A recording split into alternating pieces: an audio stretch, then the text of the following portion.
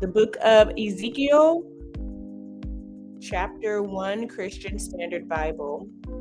In the 13th year, in the 4th month, on the 5th day of the month, while I was among the exiles by the Chabar Canal, the heavens were open, and I saw visions of God. On the 5th day of the month, it was the 5th year of King Jehoiachin's exile. The word of the Lord came directly to the priest Ezekiel, son of Uzziah, in the land of the Chaldeans by the Shabar Canal. The Lord's hand was on him there. For I looked, and there was a whirlwind coming from the north, a huge cloud with fire flashing back and forth and brilliant light all around it.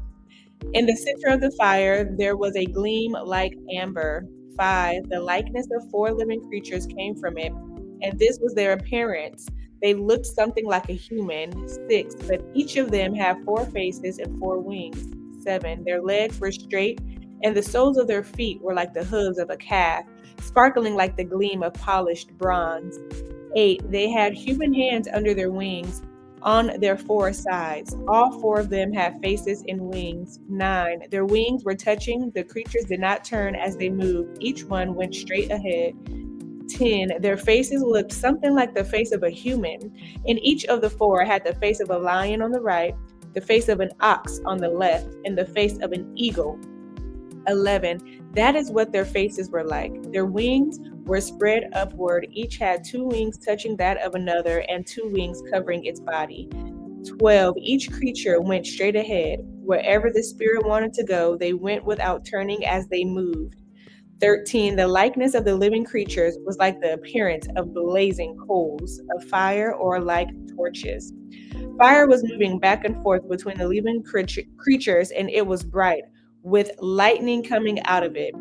14. The creatures were darting back and forth like flashes of lightning. 15. When I looked at the living creatures, there was one wheel on the ground beside each of the 4-faced creatures. 16. The appearance of the wheels and their craftsmanship was like the gleam of beryl. And all 4 had the same likeness. Their appearance and craftsmanship was like a wheel within a wheel. 17. When they moved, they went in any of the 4 directions without turning as they moved. 18. Their rims were tall and awe-inspiring. Each of their 4 rims were full of eyes all around. 19. When the living creatures moved, the wheels moved beside them, and when the creatures rose from the earth, the wheels also rose.